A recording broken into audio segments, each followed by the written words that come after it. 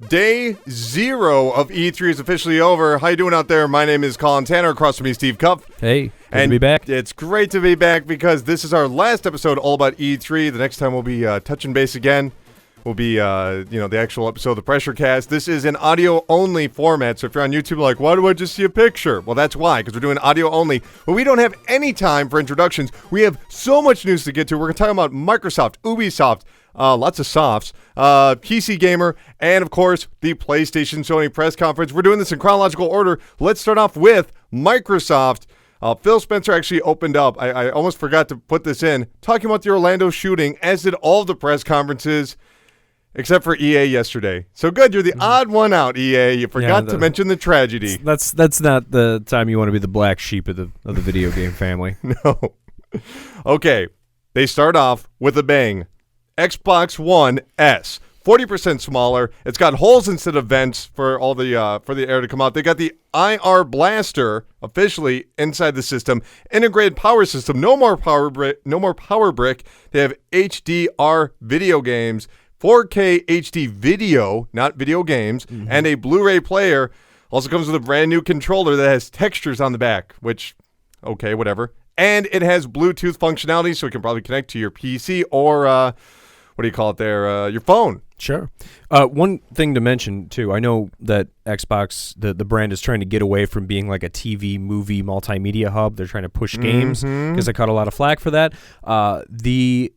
The IR thing that's on it, what was it? The IR blaster, I'm sorry. There we go. That's really important because that's kind of an important component for home entertainment systems, surround sound, linking all your shit together, basically. Right. It's also interesting that this is essentially a 4K Blu-ray player. If you remember when the PlayStation 2 came out, it was just like, well, I could buy a DVD player for, a couple $100, or I'll just buy a PlayStation 2. It's like the same price. And I get more stuff. Yeah, you know how much a 4K Blu-ray player costs? Like $300, so you might as well get an Xbox One. And we should mention that is the price of the Xbox S. It's going to be the exact same price as the regular Xbox right now, which is fairly exciting. I mean, I don't know. You don't have any plans to buy this, though, no? No, I think it looks beautiful. I love all the extra features. It's very, very tempting. Unfortunately, I don't have a 4K television because I'm not rich. And also, you don't have to be rich to have a 4K television anymore. They're on sale all the time. Well, okay.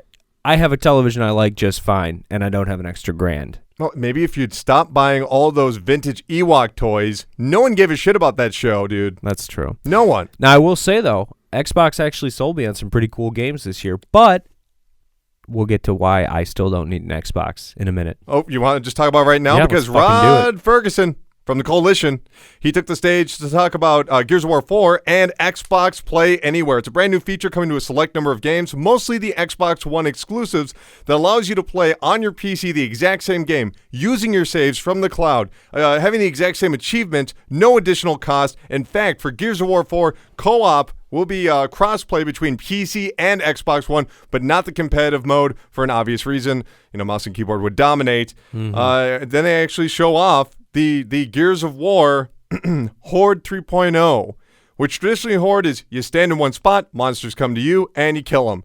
But this was not really a traditional Horde mode. This looked like single player. They were running through doors. They were going through environments. There was actually a story. Yeah, it looked like more of a co-op campaign thing. Yeah, I don't know if they just messed up their messaging there and they didn't show us that. They show us the story instead because it looked like the story. It even talked about saving Kate's mother, and whatever. Yeah. They went through a bunch of different hallways. The cover was destructible. It looked very interesting. It was very pretty. They had sandstorms and thunderstorms and even lightning that was touching the ground and killing things. Yeah, I don't think this is going to really broaden the Gears of War audience, if you're kind of They have pretty broad shoulders in Gears of War. They do have broad shoulders.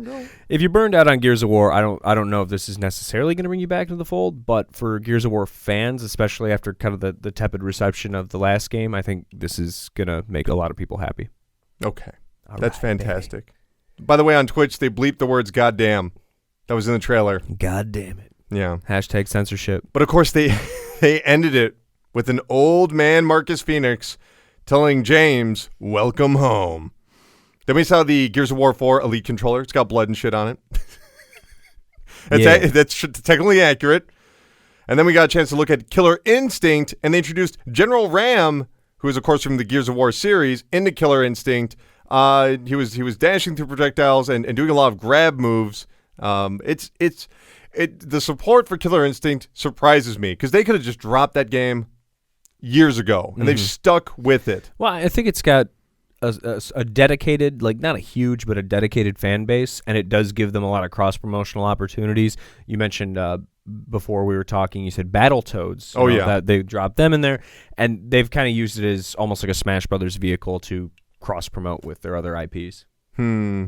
That's actually not a bad idea, too, because, I mean, maybe it'll convince them to buy Gears of War. I don't know. There's such different audiences, but I suppose it couldn't hurt because it at least gets them another news story on GameSpot and IGN where it's like, this character is officially included. Oh, by the way, the upcoming blah, blah, blah, blah, blah. I need to reach 500 words to end this article.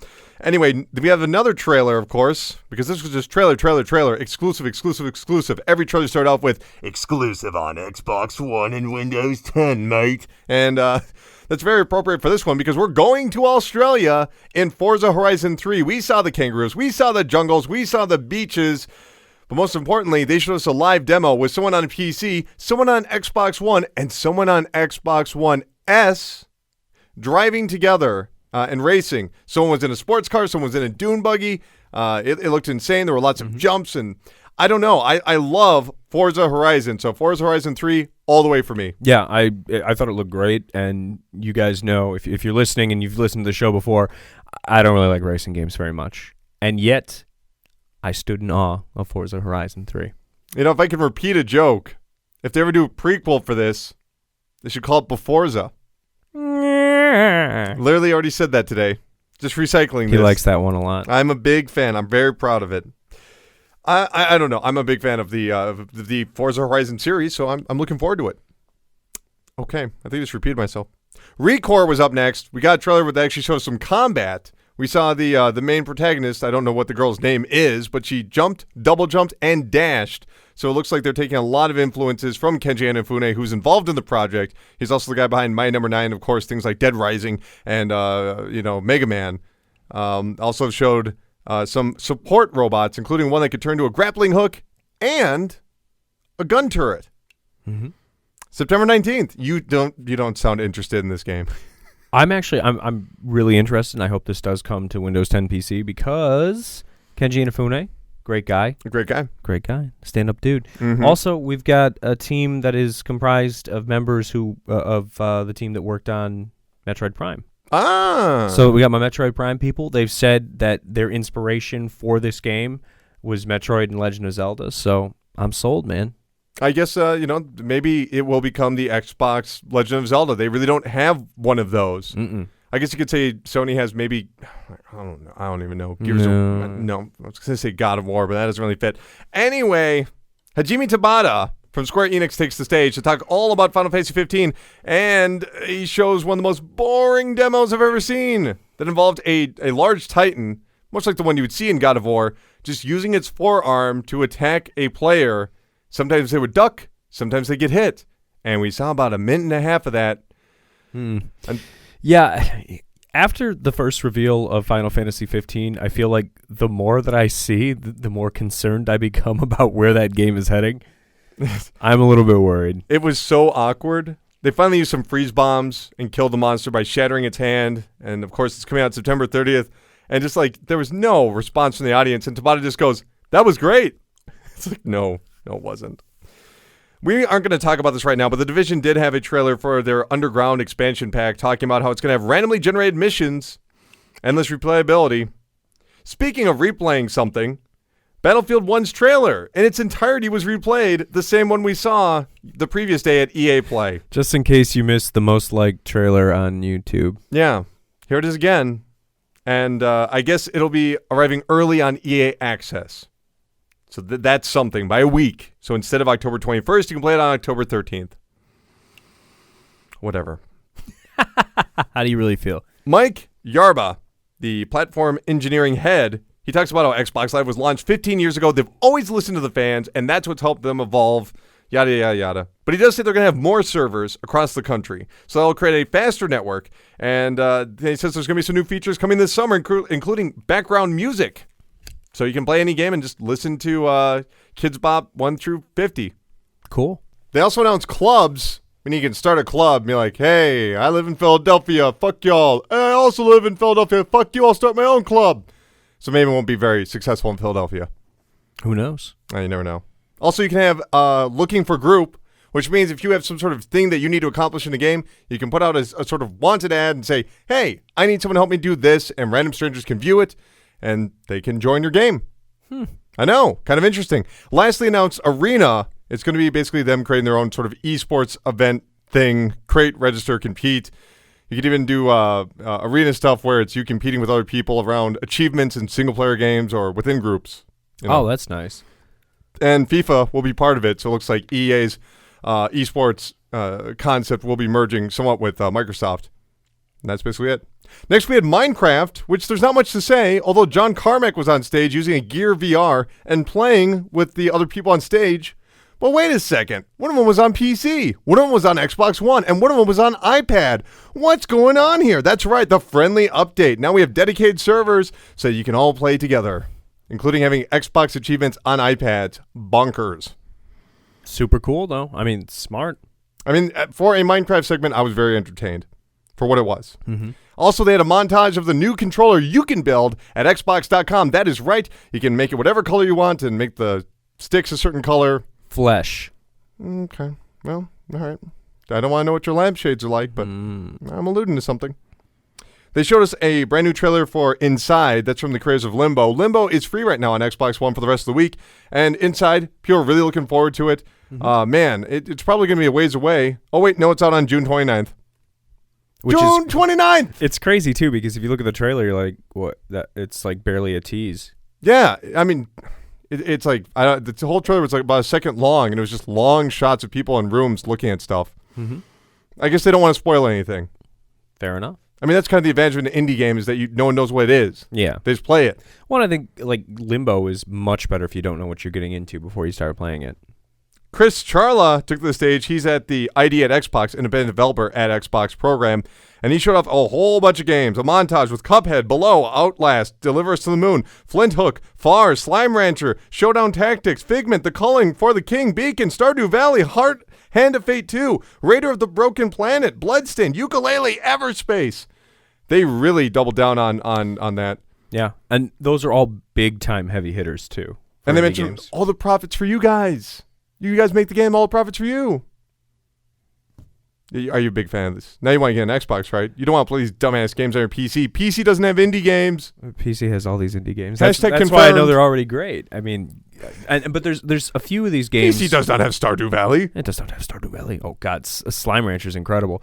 A few of these, though, I'm so glad they're coming to consoles because there's a couple of those in there. It's like The Culling is a great example of a game that it's on PC, but as soon as I saw it, I was just like, oh, God, this is such a console game. It just makes more sense in that environment. So it's like a competitive team-based survival, like Thunderdome murder thing.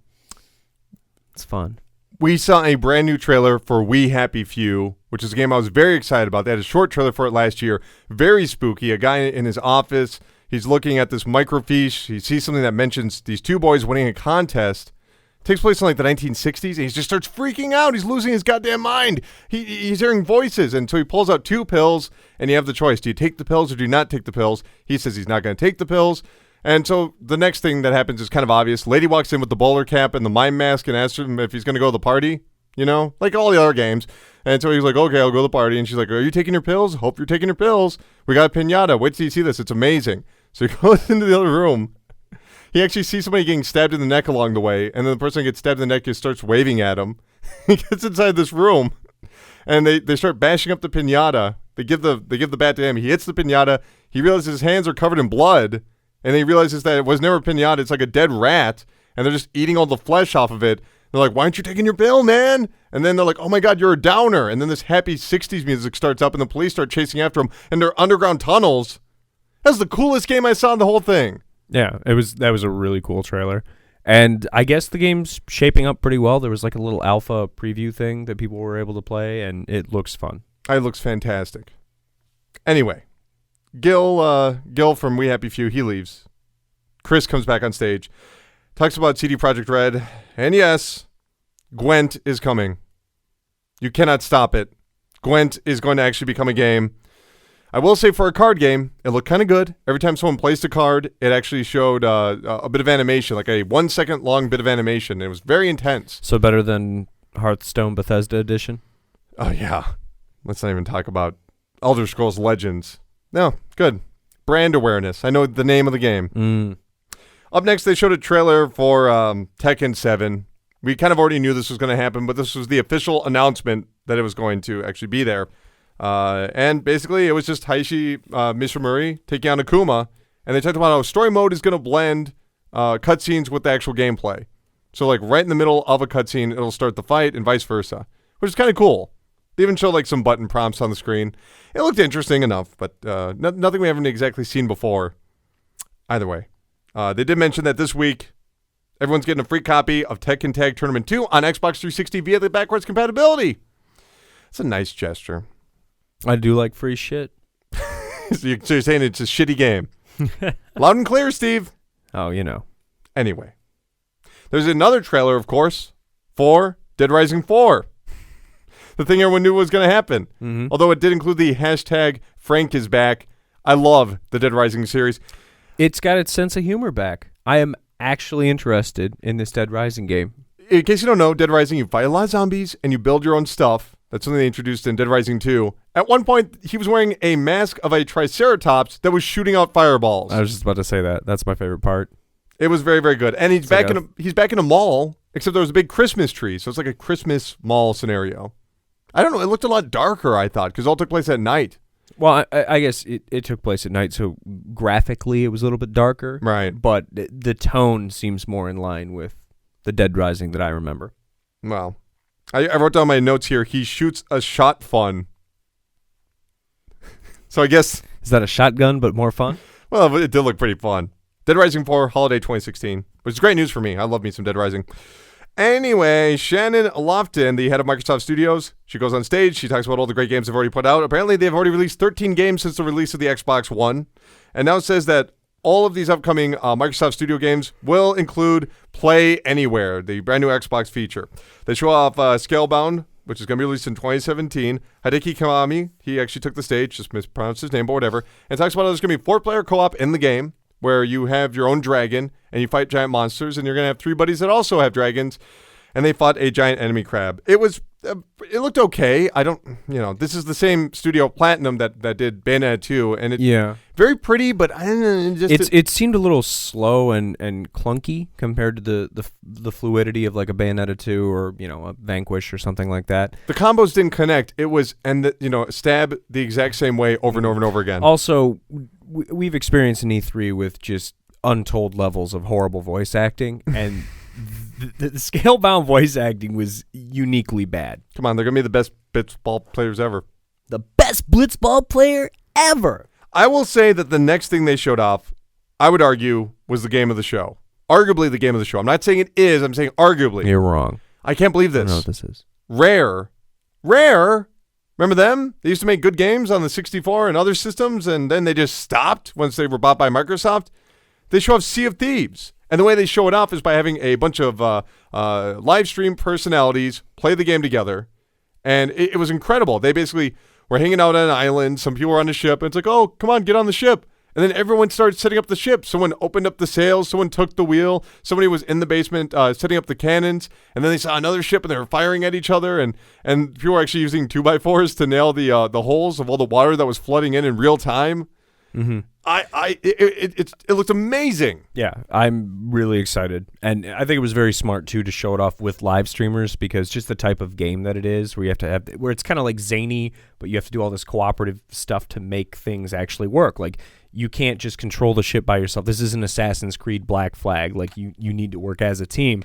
So I think it's going to be huge on Twitch and YouTube, and it looks like a ton of fun. It's very difficult to live stream because you have to say what's happening on screen.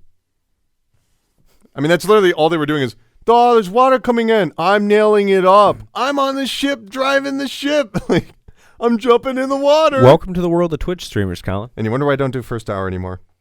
And you wonder why. Okay. Anyway, they, I just have a bunch of notes on this. It looked amazing, though. Mm-hmm. It looked absolutely incredible. I can't believe I'm even saying that because I've lost all faith in Rare. I thought people were delusional to believe that it could ever come back, but it was very good. Next up, they had a trailer for State of Decay 2, which is coming in 2017. It has multiplayer now. It was the big thing that everyone said, man, State of Decay, kind of a good game, but this would be so much better online. Yeah. Looks like they're finally doing it. Did you play the original State of Decay? I did not. It really? Didn't really jump out at me. Yeah, it wasn't. I didn't find it all that special. Yeah, that's pretty much every reaction I've ever heard from State of Decay. Either people are like, "Wait, what? State of what?" Or they're just like, "Yeah, that's fine." I mean, it looked like State of Decay. They were in the woods and they were shooting stuff. The woods were that's the theme of E3. Lots of jungles, lots of woods, like re-embracing natural locations because of the fidelity of the systems and the confidence in the developers to replicate. Yeah, just because you can render individual blades of grass means you got to make a lush forest. Blades of grass, overrated. Fuck you, Whitman. Was it Whitman? That was Whitman, right? I don't know. Whatever. Anyway, they had a brand new trailer for Halo Wars 2. It was a cinematic trailer. Very well done. It was basically just two generals staring each other down as they walked towards each other in the battlefield. Everyone else is killing each other, and they just stare at each other, get real close, don't lay a finger. Kiss. I wish. God. That would bring the peace. Right on the mouth. I don't know. They're going to have a week-long beta right now. So if you want to play Halo Wars 2, go check it out. It looked like more Halo Wars. It's a real-time strategy game, in case you don't know. StarCraft Halo Edition. Basically. It was very, very good.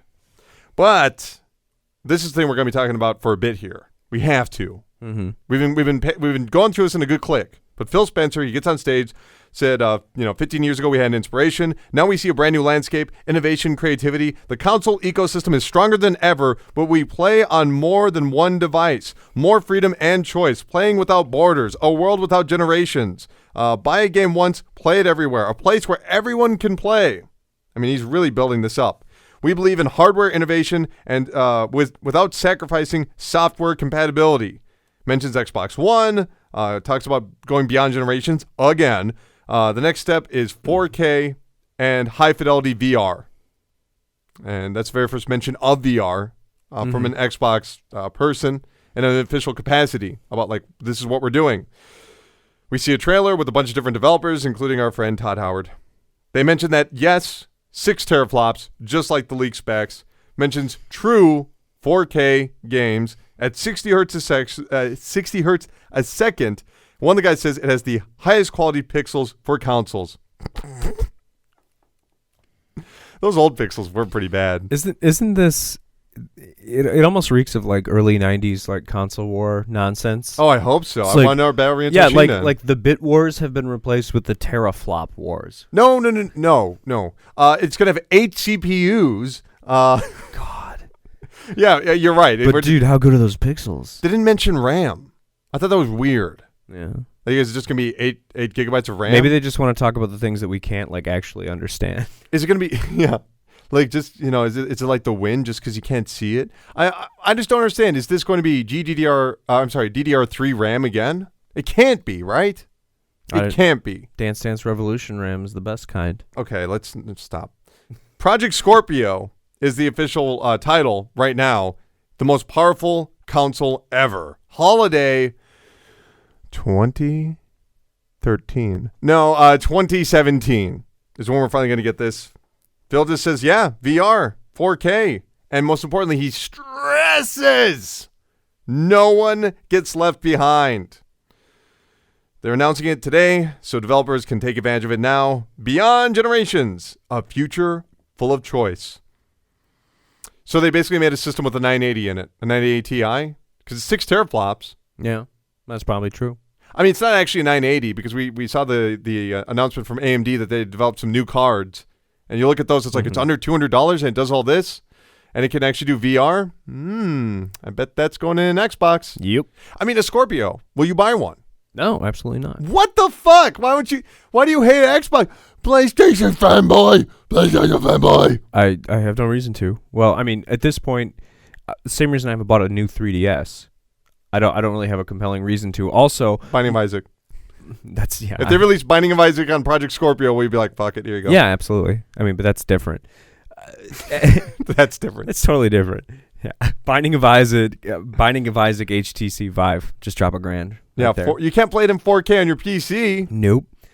Yeah, I don't have a 4K television, so that's kind of off the table for me. And other than that, Microsoft has been kind enough to release all of their games apparently on Windows 10, so I will just continue to not buy their hardware. Yeah, but you'll still be using their software for Windows 10 and buying their games. Sure, yeah. Why would they care? They're happy with, you know what? Yeah, as long as they're good with that. I don't think there's a whole lot of bleed over between people that actually build their own PCs and people that buy Xbox. Mm-hmm. So, you know what? Good for them. Yeah. Maybe last generation, different story. This generation, nah. Besides, that generation went on so long, the people probably had an Xbox 360, went out and built their own PC. So anyway, that was it for Microsoft. Steve, on a scale of 1 to 37, what would you give this? I need pinpoint objectivity and accuracy. 23.75. Really? I don't know. It was good. It was pretty good. I mean, I would give it a 27. I might even go as far as a 29. Oh my God, you're a wild man, Colin. I think they handled the Scorpio announcement brilliantly when he said no one gets left behind. Yeah. And the fact that it's not being released until 2017, holiday 2017. Be like, guess what? You're going to be able to play all these games, right? And then we'll talk about that. Do you think that people actually believe them? I don't know. We'll have to look at the Twitter reaction.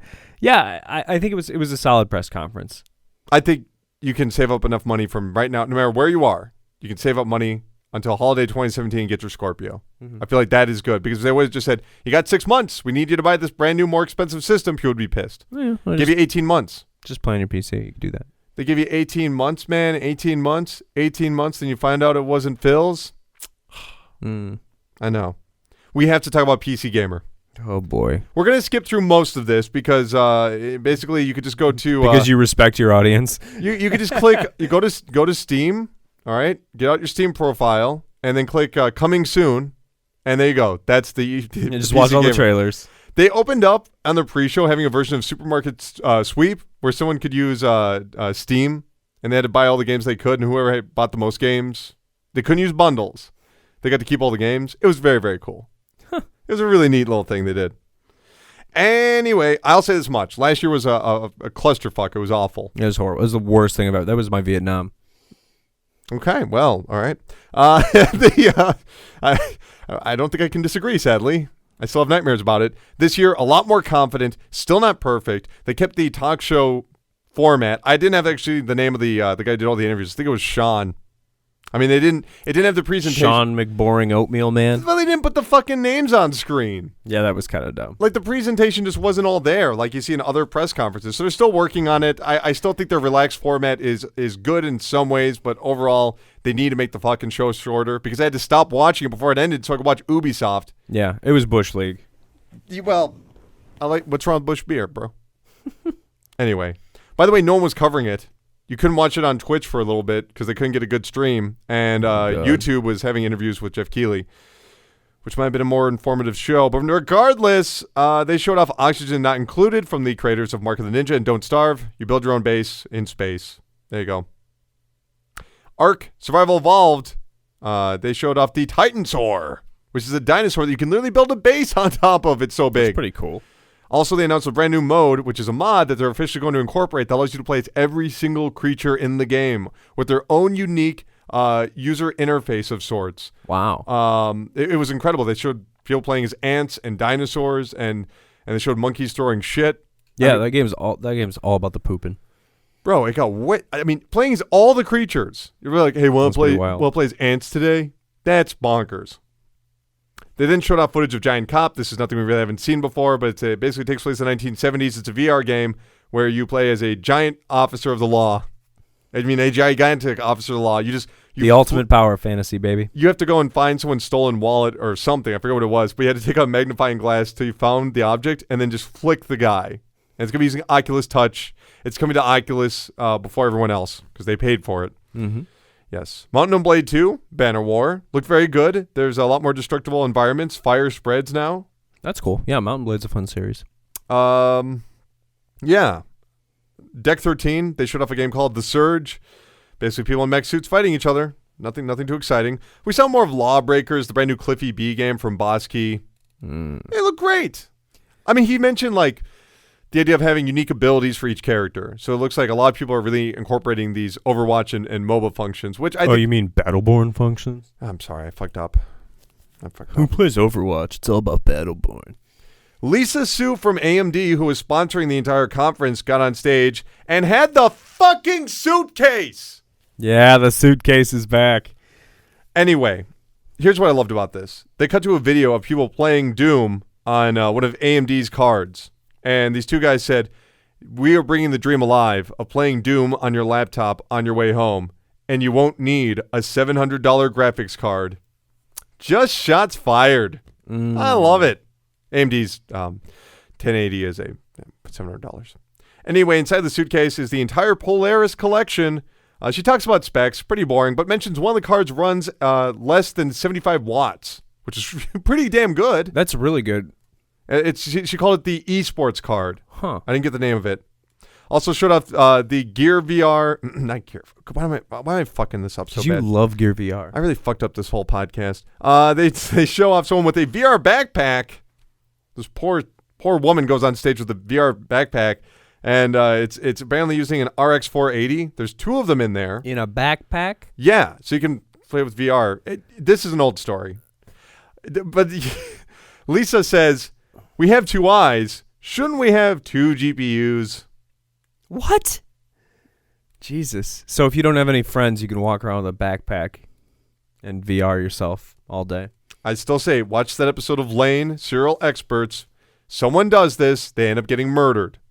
This was made in 1999, way ahead of its time. It's predicted everything that would happen with technology. It predicted 4chan, it predicted Anonymous, it predicted everything. And there's a guy wearing a VR backpack. I'm like, that's never going to happen. And then, God damn it, AMD. There it is. Serious Sam, The Last Hope. It's a sequel to Serious Sam in VR. It looks incredible. Then they talk about their CPUs, the Zen Core with 8 cores and 16 threads. Why does AMD still make CPUs? I really wish they wouldn't. Their video cards are great, but their CPUs are just underpowered power hogs. It's bizarre. Do you have one of those, right? No, I have an Intel CPU. I have an AMD card. Really? Yeah. I don't get it. Never mind. We can talk about what there's a reason I'm bringing that up, but that's a personal story, folks. Very, very personal. But they have the brand new CPU, Summit Ridge, running Doom. Looks very good. I don't need their CPUs. I don't know. Anyway, Don't Nod, the people behind Remember Me and Life is Strange. Couldn't remember the name of it. They show off a game. You know, I hate these studios because what they do is they just make one thing over and over again. They announced Vampire, which is a third-person action game where you're fighting other people in a graveyard and you summon demons to pull them apart and you're hitting people with a shot-off shotgun and blasting their faces away and then sucking them dry of their blood. Okay, Wait, from the makers of Life is Strange? Yeah, the one with the girl, the adventure game. Now they're making this action third-person shooter, exactly the same game. It looked really good. Really? Yeah. It looked very fun. Just the idea of clubbing someone with a shot-off shotgun. Shot-off shotgun? Yeah, Shawshank Redemption. Some people say the Shawshank Redemption. With a name like Shawshank Redemption, it's got to be good. Okay. Hey, Killing Floor 2 announced a huge update, and we're gonna skip it all. We're gonna skip that. Nerd game. I'm literally just looking at stuff and skipping it. Well, a lot of this stuff is just like, I knew that Killing Floor 2 was getting a big update, and I didn't watch the PC Gamer thing. Like, this is all just rehashes of news stories that have been trickling in from the past week. Obsidian has that new dungeon crawler, Tyranny. It takes place after the villain's already won, which sounds interesting until you realize that that's how most games are. Like, if you look at Mirror's Edge Catalyst, it's like, the world's already corrupted, man. The bad guys already won. Shit's already fucked up. If you could just say the good guys never win, then I'd be interested. Spoil the ending. Be like, no, this will always be sad. This is a sad game. We made a sad game. Anyway. Show off a game called Observer, in which you play as a futuristic detective who goes into people's memories. And some of these memories are little spooks. Little spooksies. Spooky mind hacks? Yeah. What would you do if your fear got hacked? Is that really the tagline? English was not his first language. What did you do if your fear got hacked? I'm just skipping a lot of this stuff. But big Arma 3 update with a bunch of new vehicles. That looks pretty cool. Turing test, first-person puzzler, more my kind of speed, taking place on Europa. which is cool. Dual Universe, which is a game that allows you to edit your ship, fly it anywhere around this gigantic planet, and then go into outer space. He mentioned that everyone starts off at the same planet, and they can go anywhere in the universe. It sounds like the complete opposite of No Man's Sky. Yeah. It looked a lot like No Man's Sky. No Man's Sky inverse. They then had, I'm not even fucking kidding you, a 5-minute video about how great the mouse and keyboard is. Just in general? Yeah. Broadly speaking. Only showing Razer products. That sounds like a real congratulations, let's jerk each other off moment. And that's saying something because there's a lot of that at E3. New World Interactive, the developers behind Insurgency, had a brand new game. Honestly, it took place in 1943 in Sicily. I thought it looked a lot like Battlefield 1942. I mean, it looked like Battlefield 1942.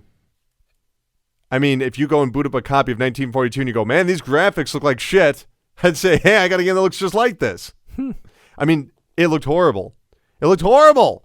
I can't even imagine why they were showing it. And I'm just going to go, excuse me, that was pre-alpha footage. No. There's like a difference between pre-alpha and just being like, you look like... This game looks like it came out over 12 years ago. So it was running too long. Fuck them. We're going to Ubisoft. Yeah. Finally. Aisha Tyler, she's on stage. Of course, she mentions the Orlando shootings, much like everyone did. PC Gamer actually listed where you could donate blood. I thought that was very classy. That's nice. I'll say PC Gamer was good. You know, I'm not thrilled. I wish they would have cut out a third of its content. If you're listening to this right now, you're like, man, that was kind of boring. Well, there you go. I saved you some time. You didn't have to sit there for 2 hours. Anyway, Ghost Recon Wildlands. It's basically asking the question, what if a Mexican cartel took over Bolivia and used all of their cocaine? Sounds like a good, fun time to me. Did you watch the entire gameplay demo? No, I didn't watch the whole thing. I jumped in a little bit after that, actually. Okay. But I like the idea about doing a bunch of cocaine. Well, okay. We'll talk about that later. I know a guy. All right. I don't know if he's still up. We won't find out. What am I talking about? He's still up. Oh, he's definitely still up. He doesn't sleep. You know that. I'm going to just say his phone number out loud here. No, anyway. Ghost Recon Wildlands. They showed a bunch of people sneaking in, stealth style.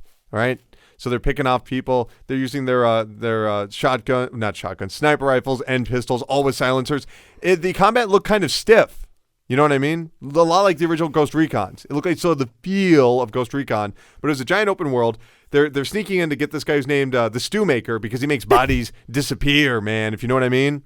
Into delicious stew? They're sneaking in, and then finally right when they're about to get him, he sees them, runs into his car, and a chase ensues. Someone's on a dirt bike, and they're jumping over rooftops. Someone's in a car, barely escaping a closing gate, pursuing this guy. Someone else gets in the helicopter. The helicopter goes after him, and they're trying not to kill him because they want information. So they're trying to shoot out the tires, but he's like, hold on, I'll try and block the car. They're doing that whole fake chat thing. Mm-hmm. He pulls in front of the car, and it actually reacts. It doesn't just do the thing where it slams directly into you. So the AI looked quite good. And I don't know, it was a very good test. It looked like a very, very good tactical open world shooter. Like it looked like a tactical open world shooter. Whereas I think a lot of people thought that's what Division was going to be, when actually that was in an RPG tactical shooter. Yeah, it's more of like almost like a Destiny style gated MMO tactical shooter. If you shoot someone in the neck with a pistol, they're dead. You know what I mean? Good. Like they you cannot survive bullets in this world. So good to know. Is it? Just like Rainbow Six on the Nintendo 64. Don't play that game.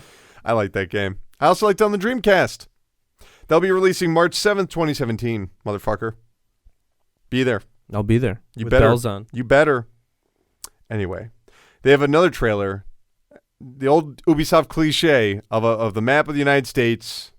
You know, crime is rising. We need a change. And then it cuts to Cartman. Because, of course, they're talking about the fractured butthole. Great name. Great trailer. They actually have Matt and Trey from South Park. They show off some real gameplay. They have turned the turn-based RPG of the Stick of Truth into fucking Shining Force. Yep.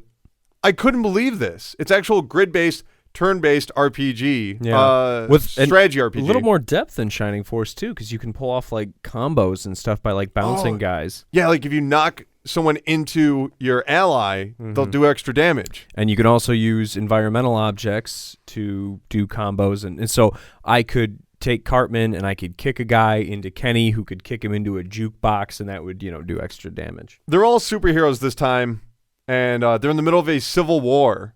Why? Because they were trying to outline their phase of movie releases like the Marvel Universe, and they couldn't agree who got a Netflix series and who got a movie, and they all started yelling at each other, and they agreed to have a civil war instead because they hate each other, and you play as the new kid. And yes, I will say, and this is not actually, I don't know if this is true or not, Matt at one point said, there's a bunch of really good stuff in this game, including a gay fish, and you have to help his mother get to heaven. Either you get that joke or you don't. My jaw dropped. Oh, Lord. I could not believe that. Anyway, it looked very interesting. It'll be out on December 6th. And if you pre-order the digital version, you will get the Stick of Truth on Xbox One and PlayStation 4. Did that just confirm a PlayStation 4 version of that game? Mm-hmm. Because it could just be backwards compatibility on Xbox One. Yeah. That's crazy. Yeah. It looks like a lot of fun, and I had a good time with the first game, so I'll probably check this one out. I thought the first one was good. Mm-hmm. It was my biggest qualm with the first one. It seems like this seems like something they legitimately addressed, like they actually talked about it during the press conference. The combat was so simple. Like I did not die one single time, ever. The only time I failed anything in that game is when I had to do an abortion on Stan's dad's butt. Oh yeah, I hated that. Fucked up that part like 10 times. That's a real thing, kids. Mm-hmm. That's a great. I'd say play that game. Totally worth it. Yeah. Hey, worth it's my thing. You stay on that. Trademarked. # worth it. Well, whatever. I trademarked reaction videos and worth it videos. Ah, damn. What am I gonna do? Nothing. Pay me. They showed more of the Division. Blah blah blah blah blah. Whatever. They have another expansion, Survival. That'll be out at some point. It's when the weather kicks up and it's really bad. It's really cold. And I don't know if it's single player, but they basically are talking about how you're really outnumbered. And, I don't know. It's more of that. Yeah, it's pretty vague. It looked interesting. Either way, the expansion for the Division, the Underground one we were talking about earlier, is going to be out on June 28th on the Xbox One and August 2nd on the PlayStation 4. Look forward to that. They also mentioned that there's going to be some exclusive outfits because it's the 30th anniversary of Ubisoft, including Splinter Cell, Rainbow Six, and Ghost Recon inside the Division. It was a neat little thing. What about a Rayman outfit? Let's talk about Steve's favorite game. Oh, no. Eagle Flight. Yes! Okay, Steve, you tell me what the hell's Eagle Flight? Eagle Flight is, it's this game where you drop an iPad on a hardwood floor. Eagle Flight is, if you answer the question or you ask the question, yo, what if I could play Rocket League with birds? And that's pretty much it. So you start off, and it's like, this is great too, because of course it's a video game. So post-apocalyptic world where nature is retaking everything. But instead of zombies and shooting, you're like a bunch of eagles. Were you? I honestly couldn't tell what kind of bird you were. Was it an eagle? Yeah, you're an eagle, I think. I'm pretty sure. Let's go with eagle. So you're an eagle, and there is a bunny rabbit, and you guys, you're broken into teams, so it's like 3-on-3. And the goal is, you have to grab the bunny rabbit from the middle of the map, and then you have to take it to your goal, drop it off. Now, there's tons of like environmental hazards and shortcuts and things like that to get around, so there's a lot of depth to the map. And then the other thing that was really cool was you could also somehow like use your magical eagle powers to shoot each other. So it was almost like a dog fighting thing. And this was entirely in Oculus VR. Yeah. It looks like a shitload of fun, especially if you like, party games, something like that. The only thing I don't know is I don't understand why it is a VR game. Like it doesn't seem like a specific VR thing. Really? That's the one you don't get's a VR game? That's the one I look at that and go, I don't know why you'd make this if it wasn't a VR game. Because the way that they were doing all that movement, like the movement specifically in the game where you were going through trees and alleyways, that one really spoke to me because you'd want to move your head to move around. Well, it's cool, but I can play Rocket League without VR. There are very few things that I really see as like uniquely VR games, and I think because we're still in this trying to figure out what VR is phase of game development, most of the games that we've seen so far at E3 aren't, blow your socks off. This is the answer. This is why we do VR. I'm waiting for that answer. But it looks incredibly amazing. I want to drink a whole bunch of beer with my friends and fly around with the Eagles. Oh, Jesus. All right. Well, look forward to that episode of Cops. this was the one that shocked me most. Red Storm Entertainment. Red Storm Entertainment! That's right. Took the stage to talk about, well, we're working on a VR game like tactical shooter. What's this sound effect here? That sounds like Star Trek. Captain's Log. That sounds like Star Trek. Oh my God. They officially announced Star Trek Bridge Crew, where you and a bunch of friends play Star Trek together in VR. They showed Oculus Touch controllers. You know, oh, I'm the engineer, so I'm going to turn this up or I'm going to turn it down. I turn up the shields or I don't turn them down. I make the ship go forward. I shoot the phasers. It looks so cool. It looked amazing. The only graphics weren't amazing, but, nonetheless. Yeah, who cares? I get to play fucking Star Trek. The only problem here is, and I was joking about this with you earlier today, I was just like, yeah, you just get in a room with you and your 6 friends who all have HTC Vives, and you just, you well... I mean, I understand you can play over the internet or whatever, but I think like the real draw of that is to be able to do like same room VR. They said your headset of choice. Yeah. So maybe there'll be crossplay between PC and everything else. And my Google Cardboard. I don't think that's gonna happen. Well, fine. LeVar fucking Burton took the stage, reading Rainbow, y'all. Yeah. And of course, Joy LaForge. Not that I've ever seen that show. Show something. Yeah, it's nerd shit. Yeah, I'm not gonna talk about that. I was too busy. Toss in the pigskin. At least that's what I called it. Anyway, coming to all major VR systems, blah, blah, blah, blah, blah. They had a brand new trailer. Showed a very nice little castle. Nice little place. Everything looked good. Everyone was having a good time. And then the earth opened up and swallowed fucking everything. Everyone died. For honor. Oh, God. And it showed how everyone was fighting for survival. Samurais, Vikings, and knights. And the generations have gone on so long, they still fight each other, and they don't even know the reason why. And this is all good news for Apollo Lena. She's a female knight, and she's happy that you're killing each other, so that's the big bad of the game. They showed a gameplay demo, and basically this game looks like Gears of War meets Dynasty Warriors. It looked amazing.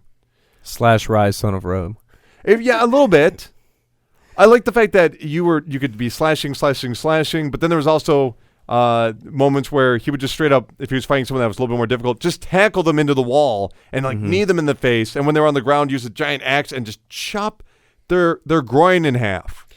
Yeah, I don't know. Like, nothing about this trailer or this game spoke to me. Like, this is the furthest thing from my interest area, but it's just like, it's so video gamey, I can't even wrap my head around it. Like, the plot is essentially knights, Vikings, and samurai are fighting each other because fuck it, they just are. Oh, like, come on. This is like if I went to a 6th grade classroom and asked everybody to write down their video game ideas, this one would definitely be one of the things that come up. First of all, it was a 6-year-old, not 6th grade, and he's very proud of it. It's gonna be out on February 14th. A lot of games were announced for February 14th. I wonder if some of them are gonna get pushed around. I don't know. I could see For Honor being a major hit around the world. Yeah, because nothing says I love you like Vikings fighting samurai. No, I'm saying Japan will look at that and go, oh, that sounds like me. I think people over in Europe are going to go, oh, that looks amazing. I think America is the odd one out because they don't really have any connection to knights and Vikings and samurais, except for the otakus. I can't wait to play the samurai. I'll kill everybody. Lots of neck stabbing in that trailer, too. Mm-hmm. I like me some neck stabs. They announced a sequel to Grow Home called Grow Up. I played the first one. Didn't like it? No, it was objectively bad. That's an unpopular opinion, though. That's how to use the word, right? Yeah, something like that. I thought most people liked it. I never got around to playing it, but I thought most people liked Grow Home. Yeah, maybe just, maybe try playing it sober. See if you like it. Just saying. That's all I'm saying. He has some new abilities. Now he can turn into a plane. Look Great. cute. Cute trailer. Yes. This was pretty great. They had these 2 directors take to the stage. They called themselves the Tag Team Champions of Directing. They look like twins. One of them is clearly not from America. The other one is clearly from America, so I don't know how they look so much alike. They really are a tag team. Matching outfits. Gotta give them credit there. They even do the Hulk Hogan ear. There's a clear ripoff of the MK Techno music. And the guy introduces himself. He's like, hello, I am director of trials and also the president of Finland. and then he bows to the audience. What? It was so great. Trials is going to be joining forces with Blood Dragon for Trials of the Blood Dragon. It includes on-foot sequences with guns where you fight communist aliens. It even include a fake toy commercial and grappling hooks and mine carts. It looked very good. All right. They talked about the Assassin's Creed movie, and I took my laundry out of the washing machine. Good choice. Yeah. I will say it was a pretty good load of laundry, though. It was pretty good. Everything felt nice. Put it in the dryer. Had a bounce sheet. Put that in there, too. I got to say, it's really shaping up. It was a good laundry day. Anyway, Aisha goes back to the stage. We should say this was hosted by Aisha Tyler, who's wonderful. I love her. What can I say? And while she was talking, the screen started flickering, and it said Dead Seed. What's going on? Corporations are apparently robbing your elections, according to a trailer. And the main culprit is Congressman Mark Truss. He's a bad guy. And we are looking at Watch Dogs 2. And it looks very good. Marcus is far more limber. He jumps off a roof. He walks past a restaurant. A waitress is cleaning a table while two people are talking. One person is I don't know, they're watching the gate. Nothing's really going on. He presses a button, and the car in front of him just starts driving forward. It looked very cool. Anyway, they basically showed this stage where you're infiltrating a skyscraper, right?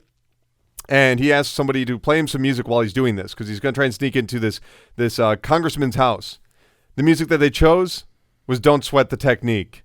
Right away, I was like, A+. That's some good fucking music right there. So he's going inside of there. He's ducking, he's weaving. He's hiding behind doors. He's setting up traps. He's shocking people. He's sneaking up and taking people down. I'm like, awesome. More stealth, because that was my issue with the very first one, was just too much shooting, not enough stealth, right? There's just a car that people can win inside of this dude's apartment. He just has a car set up, so he actually hits a button that makes the car drive out of this apartment that's like on the the very top story of a skyscraper, knocking people out of the window. It looked amazing. I don't know. I'm tempering my expectations, because I think when I first saw Watch Dogs, when they first revealed that, I thought, oh, this is going to be like a stealth tactical type of game, and it wasn't really at all. It was Grand Theft Auto with a few more gadgets, and I don't know. I can't get excited about this. The potential and the promise of Watch Dogs is just, it's astronomically high, and I don't know if they've figured it out yet. I like the way Marcus looks. I like his voice actor. I don't like them together. They got to change one or the other. They're both good, but they don't match. Colin, I got to tell you, I don't think they're going to change either one. Because Marcus sounds too old. You know, he looks like a young dude. You know, he's hanging out. Hip guy. He's hanging out with friends with LED glasses that have hashtags and ad symbols on them. It's going to be on November 16th. We already knew that. Anyway, yes. All Watch Dogs 2 DLC comes to PlayStation 4 first for 30 days. Ooh, all Watch Dogs go to heaven. That's the first DLC. Jesus Christ. So how did they close out the show? They show off Steep. Steep is a game where you can make tea, ski or snowboard or use a windsuit to compete in challenges. It's basically SSX. That is all I could say. You can play in GoPro mode, which shows you in first person with somebody's GoPro. I wanted to vomit looking at that. It's nauseating. Welcome to VR, bitch.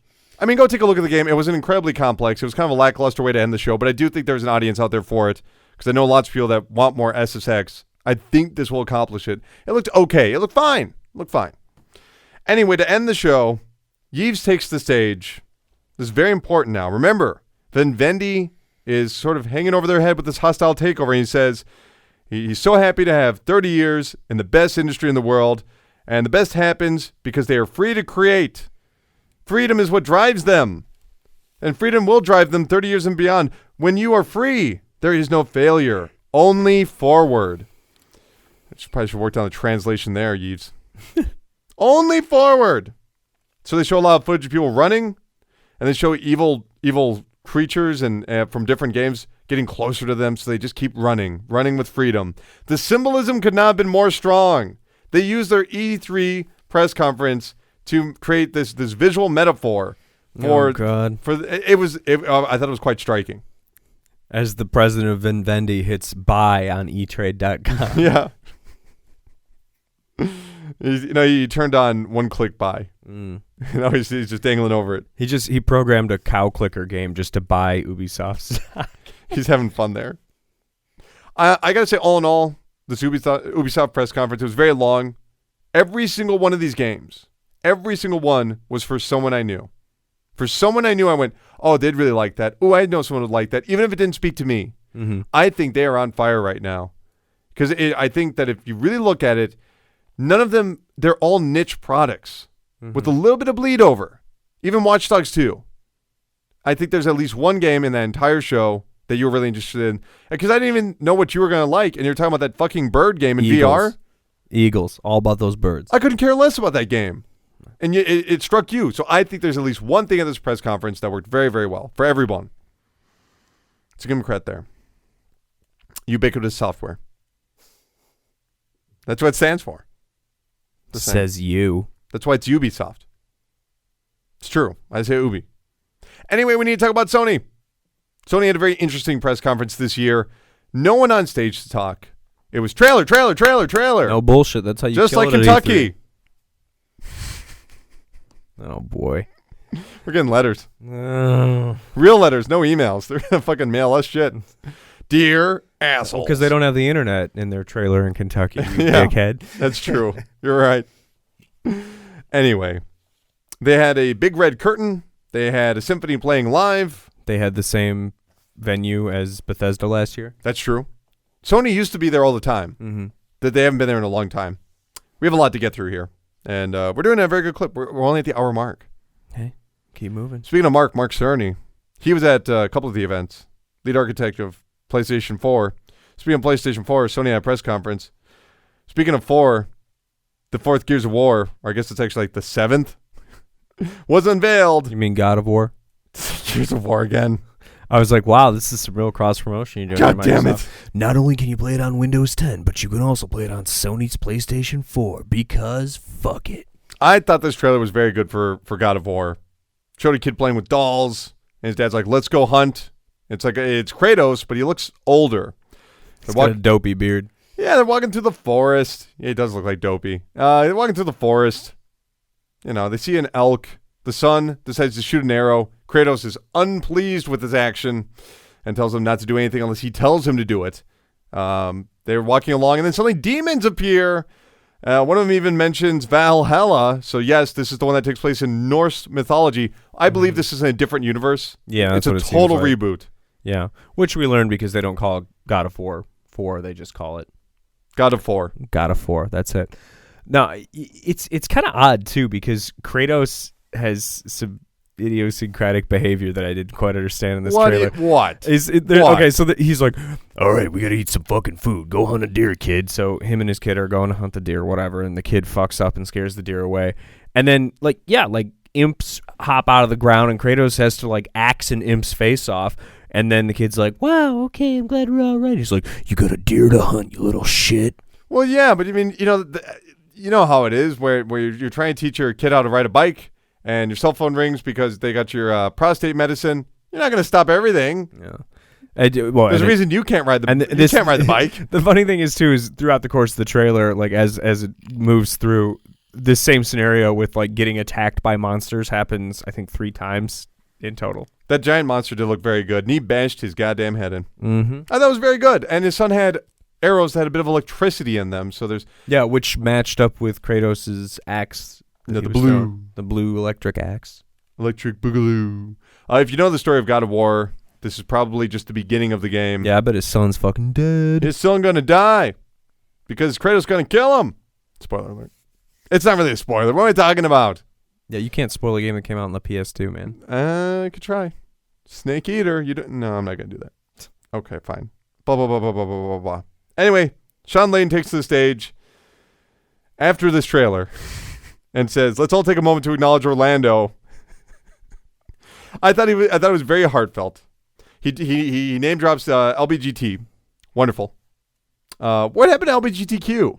Why are we dropping the Q? Because they're corporate suits, they don't know any better. No. We're talking about. I thought when they said LBGTQ, lesbian, bi, gay, trans, and that character from Star Trek. Where is he? Oh, yeah. Q. Yep. I don't know. What happened? I thought that was very weird that no one actually said Q, because that's been more than a couple of years. Mm-hmm. That's what you say. So, newsflash. And these people, I don't know. Whatever. The tech industry is very forward-thinking, so I find that kind of surprising. Either way, back to the games. Now that we're done talking about a mass shooting, let's see a bunch of people get shot. There was a trailer from Sony Bend that involved a former biker in a dystopian world where nature has reclaimed the land. And zombies! Riding his motorcycle, and it's called Days Gone. This is like if you design a computer algorithm to make a video game for you. Oh, come on. Seriously? Like it aggregates popular trends in video games? I thought it looked like Sons of Anarchy meets The Walking Dead meets I Am Legend. Gruff, rough and tumble male protagonist, post-apocalyptic world, zombies. I like the idea of gruff, rough better. Yeah, gruff, rough. That's my favorite rapper, by the way. He's underground. Gruff, rough. I am whatever the polar opposite of interested is. That's what I am. After the trailer, what do?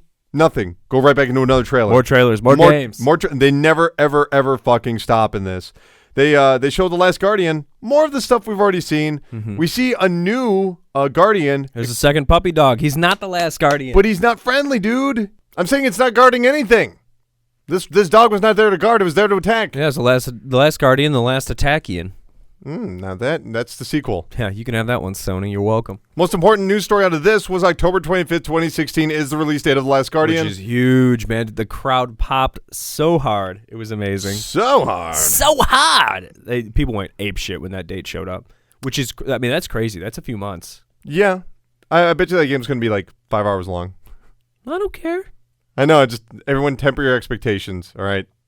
Because that's just it. I know what I'm getting into. The Last Guardian didn't have a 100-hour campaign, and so I'm not interested. Dude, the multiplayer was terrible. There wasn't any multiplayer. Yeah, I know, bro. It's terrible.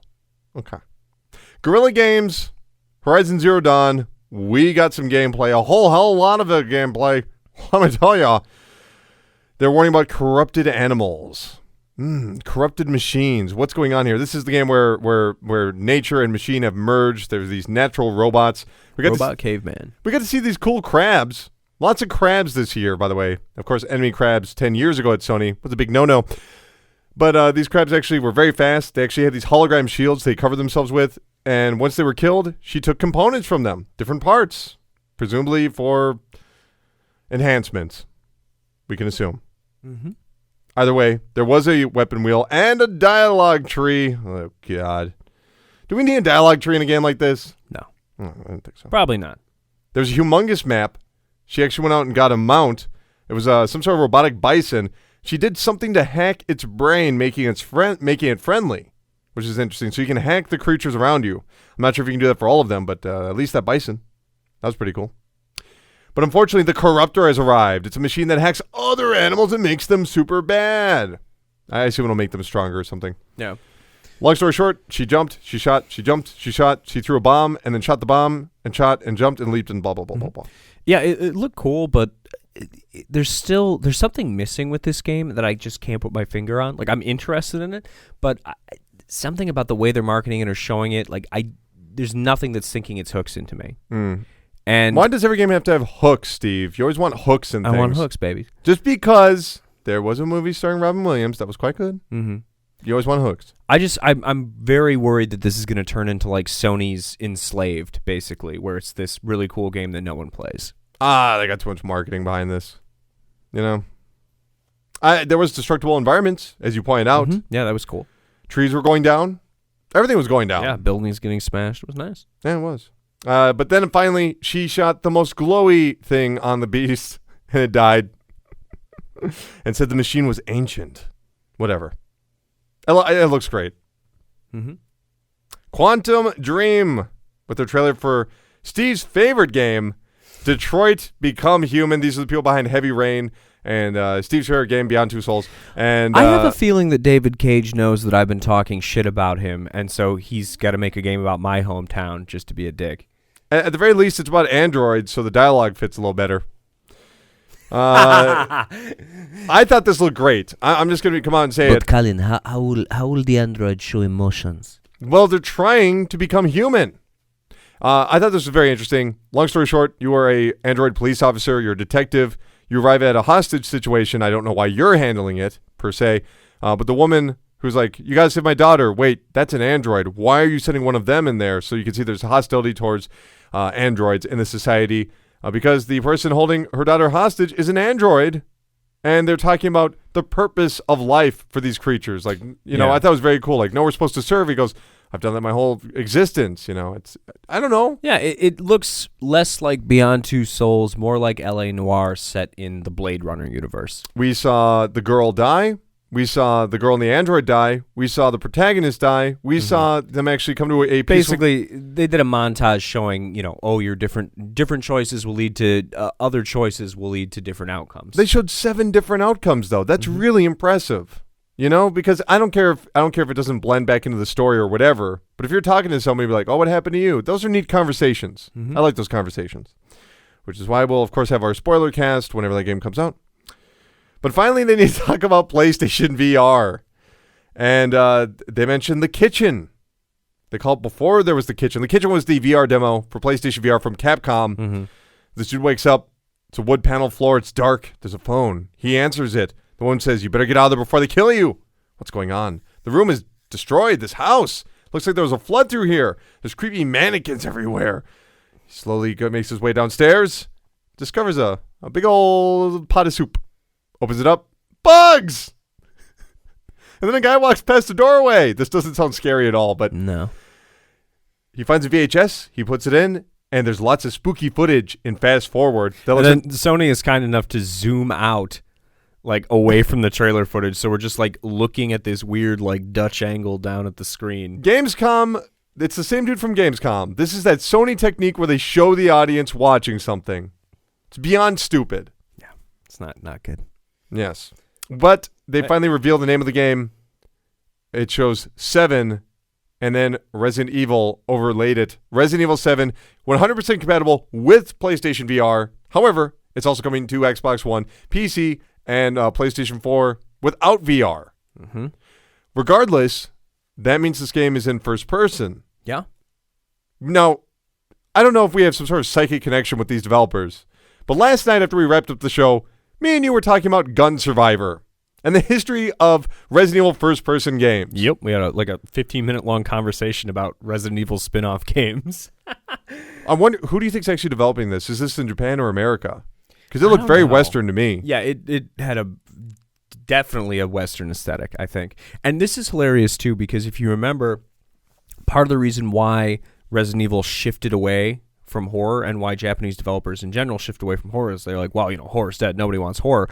And then first-person horror games on the PC just basically made $1 bajillion because, Resident Evil turned into fucking an action movie. And now look who's back. Look who's trying to be scary again. And look who's in first person.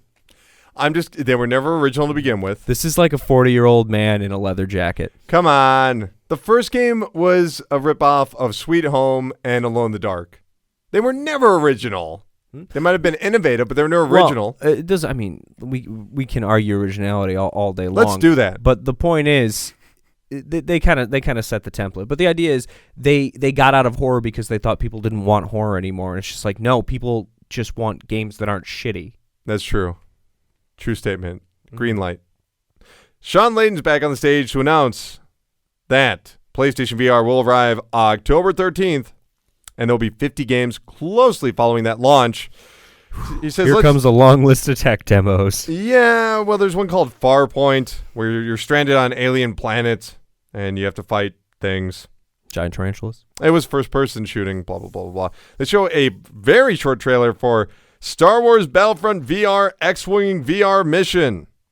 And you're going to notice this, too. If you're listening right now, yeah, keep this in the back of your head, because you're going to hear a lot of big names, and then you're going to hear things like Mission, or Adventure, or Side Thing, or it's just, oh, God. Explain this one to me.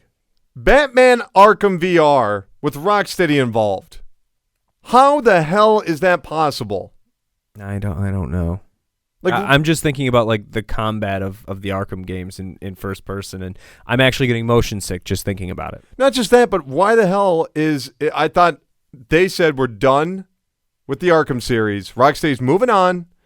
They're making a VR game. Because I guarantee they did this months ago, and it's just a little spin-off episodic thing. All right. Apparently, there was some exclusivity to PlayStation VR. I'm not sure the degree of that. These are going to be, I guarantee these are going to be little just tech demo nuggets that happen to be heavily branded. Nothing wrong with nuggets. They go on to Final Fantasy 15. Oh, God, Jesus, take the wheel. This looked okay. Wow, now that was me just overdriving. Yeah. How defensive am I of this? Oh, my God. There is no defense of this, so go ahead. Okay. What it is you play as Prompto, which all the kids know about. AKA anime fuckboy. He looks like Cloud Strife. While all the battles are going on, you are in first person. You are stuck in one position. You cannot move around. You just move the gun. You shoot the things that they're fighting, and you can teleport to different areas, much like that other VR game, that independent VR game that people really like. I don't know. I thought it looked okay. It's like a carnival shooting game. Yeah, what's wrong with that? God, and the trailer really emphasized the anime fuckboy part of the new Final Fantasy game. Like, all the main characters in Final Fantasy 15 look like they're in a band I don't want to listen to. I don't know. I like K-pop and J-pop. I might listen to some of them. I hope that they rap in the middle of the song, like. All right, that'd be good. That's kind of racist. All right, there's another trailer. Of course, because it was just trailer. And this one eluded me, and you as well, Steve, where they're at the bridge of a ship. They get inside of a smaller ship. It launches into space. They start shooting stuff. They're using a grappling hook and zero gravity to breach another ship. Once they shatter the glass, bodies are flying out. They're shooting stuff. And it looked amazing. Yeah, it looked really cool. Cool dogfighting, cool just like on-foot traditional first-person action stuff, and just so fast-paced. And totally then breakneck. And then it said Call of Duty Infinite Warfare. Mm-hmm. Now, maybe when we get it, you're not actually flying the ship. Maybe it's on the rails. Yeah, which should make me sad. Yeah, maybe. Maybe it was all just smoke and mirrors. But this looked like the coolest thing to happen in Call of Duty in years. Yeah, I know. I told Colin immediately. I was like, Colin, what's going on? It's the year 2016, and I'm incredibly interested in Battlefield and Call of Duty. Oh, you did say that. There's something is happening. That was strange. I don't think I have an answer for that. They also had a trailer for Modern Warfare, announcing that the campaign of Modern Warfare is exclusive to PlayStation 4 for 30 days. Hey, there's the Call of Duty I don't give a fuck about. Stupidest announcement of the show. Now, here is one of those announcements that is very reminiscent of last year. They announce something, they show nothing, and it's over. They announce, Sean Lane takes the stage, and his shadow transforms into Crash Bandicoot, because that's right, Crash Bandicoot 1, 2, and Warped are being completely remastered for the PlayStation 4 and other consoles. So it's not a console exclusive. They worked out this deal, though, with Activision. Yeah. I really hope that in addition to the remastered versions, you can actually play the original versions. Because, I mean, they're available as like PlayStation downloadable titles, so obviously they're there. Are they? Anyway, so there's that to look forward to. Crash Bandicoot 1, 2, and 3. But he will be in Skylander Imaginators, where you can make your own Skylander, or you can play as Crash Bandicoot, who has been remodeled to appeal to the European and Asian territories. I believe. When I look at that face. Just a guess. I think he looks kind of creepy. Yeah, he always did. I mean, if they just took him and have his tongue sticking out, you'd be like, oh, that's the guy I know. They should make a video game out of the Crash Bandicoot commercials from the late 90s. Oh, with the megaphone? Yeah, the guy in the Crash Bandicoot suit with the megaphone. Hey, plumber boy. Yeah, I like those. Yeah. I watched them all not too long ago. They had a trailer for Lego Force Awakens, and they announced the release date of 2 weeks from now, which we already knew about months ago. Why are you here? Why are you here? Anyway, Andy House is in the house. He wants to welcome someone to the stage. It's Kojima. And he is speaking in English, saying he's back. I bring something new we make for you, which is a very nice sentiment. This is all running in real time, which I think I kind of forgot. I kind of forgot about that. It starts out with a quote from William Blake, who I'm not familiar with. There were bones on the ground. Nope. They're crabs. Dead crabs. Lots of them. Dead-ass crabs and dead-ass fish everywhere. Handprints. Inky handprints appearing on the ground. There's a naked man. He has a wristwatch that has a cord that connects to a naked baby's belly button, so it's like an umbilical cord. Yeah. He sees the baby. He's overjoyed. He picks up that baby. He's got his very own little fetus. He picks it up and he's smiling. He's so happy. Oh, I got this baby. But then he realizes the baby's not there and he's sad. And these inky, tiny black hands are going all over his legs and leaving him behind. Oh, he's bare-ass naked. Did we mention that? Yes. It's Norman Reedus from Silent Hills that never released and The Walking Dead. He looks up in the sky and there are 5 floating figures staring down at him from this beach that is surrounded by dead whales, dead fish. Everything in the ocean is dead. And also think about the inky handprints. Maybe there's a connection to oil. Possibly, I heard one person say. Either way, there are 4 people in the sky. And I believe the song said I'm Coming Back was the name of the song. Or It's Coming Back. Mm-hmm. Which, knowing Kojima, it all means something. It really does. Yes, and it's called Death Stranding. Or Death Stranded. Death Stranding? It's whatever. It was the most Kojima thing I've ever seen in my goddamn life. Just because you've heard Metal Gear Solid for the past 30 years doesn't mean that name makes any goddamn sense. I mean, you know? It's pretty ridiculous. So the two theories are, one, somehow Sony bought the Silent Hills /PT stuff and is just changing the name and making it a different game. Or the other one is Kojima just has a boner for Norman Reedus and wanted to make another weird game with Norman Reedus. There's no word about Guillermo del Toro, though. Guillermo del Toro? Well, yes, hello. I wanted to be at the E3, but when I was on my Segway over there, I saw a pie shop, and the man said he had many delicious pies. I said, "I'll prove it to me, goddammit!" And he gave me 1 pie. I ate a pie. He gave me 2 pie. I ate that pie. I'm still eating pies. Hashtag Pie Toro. Hashtag Pie Toro. Tweet at us. Get that trending. Insomniac is making a Spider-Man game that looks amazing. Yeah, it looks super cool. They showed him jumping around in an office. There were papers flying everywhere and people reacting. Black Skull, motherfucker. Yeah, Black Mask. Black Mask, sorry, not Black Skull. Black Mask is, no. No? What's going on? No. Black Mask is a Batman villain. Yeah. I got Skull. twisted. Black Skull is he a Spider-Man villain? I think so. I don't know. There was someone with Whatever. that looked a lot like Black Mask from Batman that was in there. And they ended with the hashtag Spider-Man PS4. Some nerd is going to hashtag Spider-Man PS4 yell at us on Twitter for not knowing who it was. Insomniac is not a Sony developer. Should be noted. They made Sunset Overdrive. It appears this is a PlayStation 4 exclusive. Which is real weird because... Why? It's Spider-Man? Don't you find it more strange that Sony Pictures was allowing Activision to make games for Xbox and GameCube? Also weird. I think they're just taking it back. Taking it back. I know, that song. It's so stupid. Sean is back with a live demo of Days Gone. Yes, the zombie game. Wah, wah. Okay, long story short, this is Dead Rising with fast zombies. Yeah, and no sense of humor.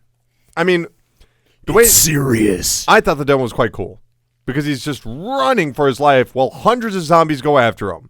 He actually he jumps under a train car. The train car bursts open. I'm talking like World War Z level of just zombie on top of zombie on top of zombie action. Yeah, a lot of it was a showcase just for the interactive and dynamic environments. So he would, knock things over to get in the zombies' way. He would close gates, things like that.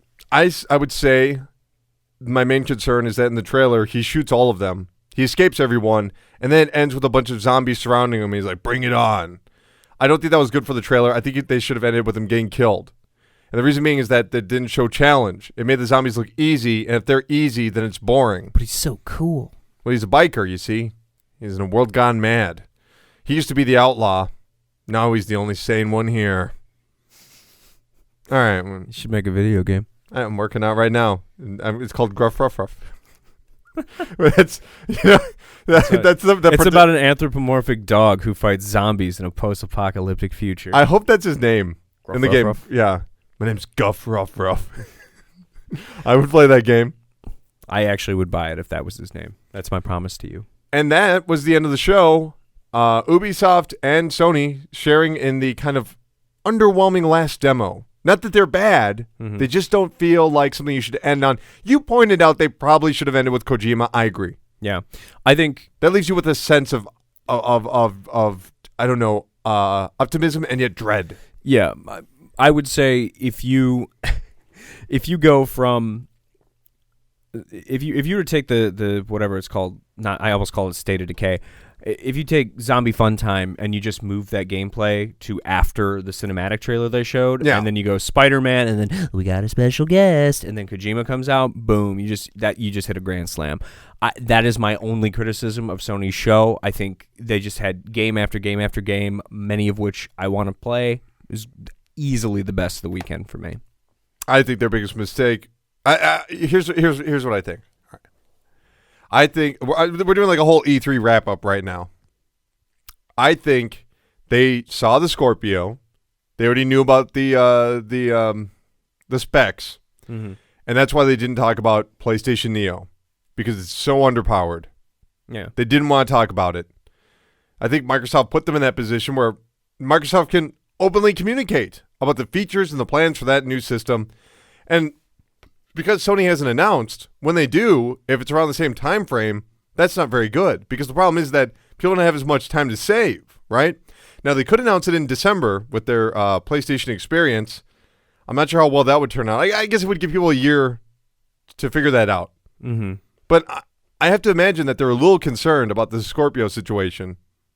I don't think they are. I think they've been planning this for a long time, because why would you share the spotlight with Microsoft by you already will. I mean, you do to an extent, but the whole reason that these companies they've left E3 proper to do their own thing is specifically to hog more of the spotlight for themselves. So again, by kind of pacing things out, you leak things ahead of time, you give people things over the weekend, and then later down the line you give us the Neo. By spreading that out, you get more news coverage that way.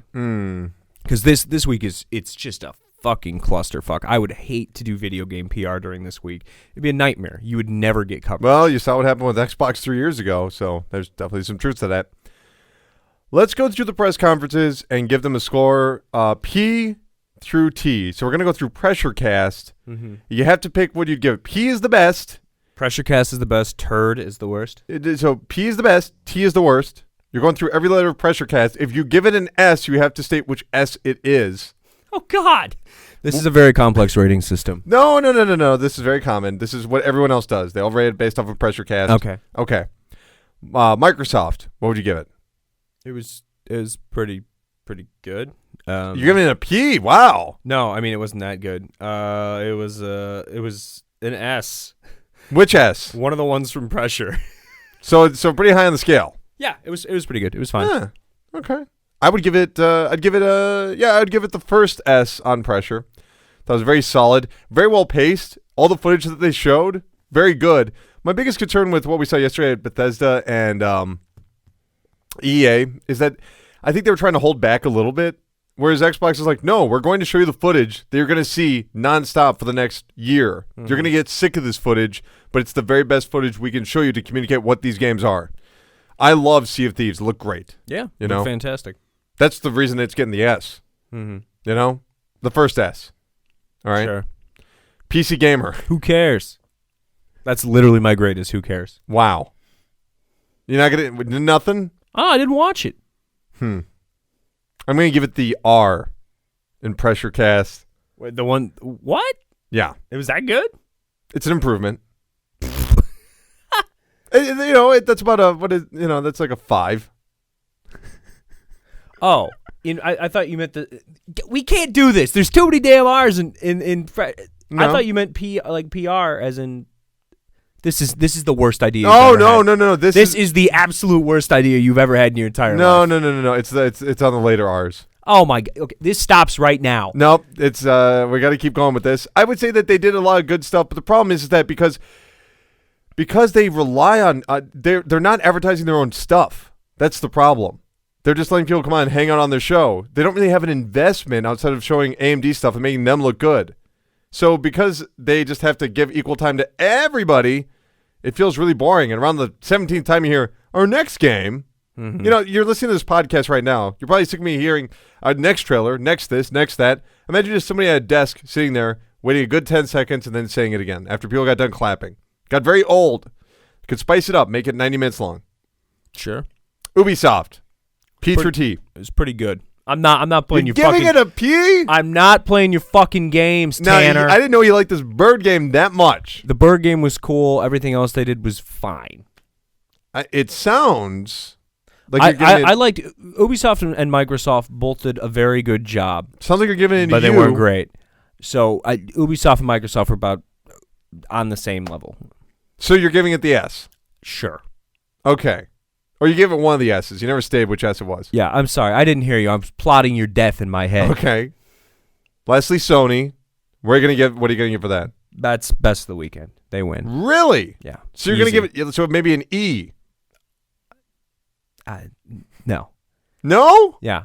I wonder what your skin's going to look like after I fillet it off your body and hang it in my closet. What I'm saying is that you gave, okay, it's either a higher S. It is a P. It is the number one. It is the P. Really? It's the P. Why?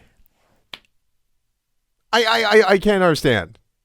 No, don't get me wrong. I'd give it the first S equal to that of the Xbox One. Oh my God. I thought that the Xbox and Sony were about equal in different ways. I thought that I guess for watchability, I prefer the Xbox press conference a bit more because it actually talked about a brand new system. There were actual people on stage communicating ideas. Sony took a different approach that was equally viable, just trailer, release date. But it doesn't really give you a whole lot of information about the games themselves. We lacked detail, which is, I assume we'll see that PlayStation experience. But I mean, out of all the shows, I might have to give it to Microsoft because they just impressed me with communicating all the new things they're doing, background music and groups. Well, no, but like that's what I'm talking about. It's the minutia of it all, and they managed to wrap it up the exact at the exact right time. So in Ubisoft, they were good at scheduling. They started at 3, they ended at 5, and that was very impressive, without feeling like they were padding. So everyone was good on time. I don't know. I gotta say, Ubisoft, Microsoft, PlayStation, great press conferences. EA was okay. Bethesda was kind of all over the place, and PC Gamer just doesn't have their mojo down. Yeah. Number one, give me your most excited games. These are the games you're most excited for. I want to play the bird game. Oh, I can't believe this. I like Bird Game. I like Kojima. I like Last Guardian. Okay. That's all I care about in life, really. I swear to God, I have not played my Xbox One since Quantum Break, but Sea of Thieves is doing it for me. Oh, yeah, Sea of Thieves. Totally forgot about that. Sea of Thieves. That'll be cool, too. Star Trek VR. Star Trek VR is something that I'm excited about, but I'll probably never get to play in an optimal condition. It's hard for me to get excited about Last Guardian because and not because I don't want to play it, but it's like, of course, yes, finally, release date, great.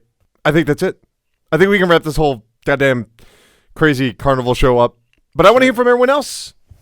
Email pressurecast@gmail.com. Call or text 954-947-7377 or tweet at PressureCastPod. I want to know what your favorite thing of the show was. And while you're at it, give it a rating, P through T, qualify that statement. So you can either, you got so many options. What is it going to be? R1, R2, S3? What's it going to be? You got to let me know. I hope nobody, or tell me what you hate the most. What was the T of E3? What did you hate the most? Colin's rating system. This is the only logical way to get things done. I'm telling you, when this is going to be like the thumbs up and thumbs down of the 21st century. I'm dead serious. This is not.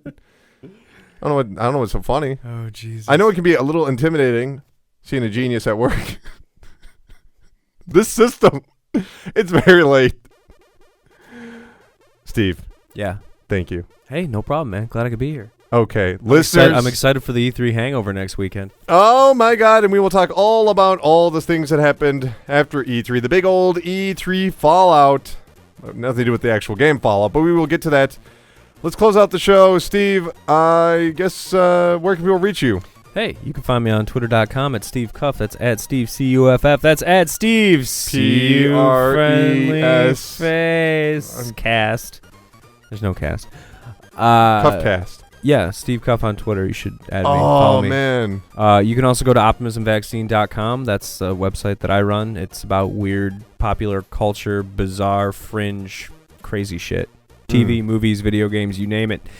Also, you can go to iTunes, Stitcher, TuneIn Radio, any of those fine establishments, and you can check out the OpVacCast, which is the podcast that I host for OptimismVaccine.com.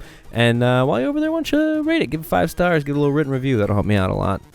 Excellent. Otherwise, I won't be able to feed my children. My kids will die. It'll be your fault. Fantastic. E3 is over. We will all die in the future, but the PRESSURECAST will not.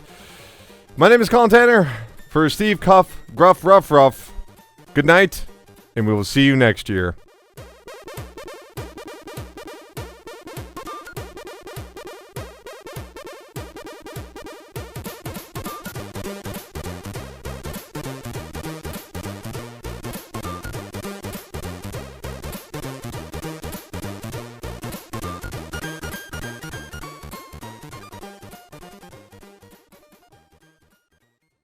PRESSURECAST, weekly video game news podcast, is solely owned and operated by Colin Tanner. Guests of the PRESSURECAST are not employees or freelancers of Colin Tanner, the PRESSURECAST, or VideoGamesAreDumb.com, and are not paid. Music featured on the PRESSURECAST is property of their respective owners, and no infringement is intended. For more information, email pressurecast@gmail.com.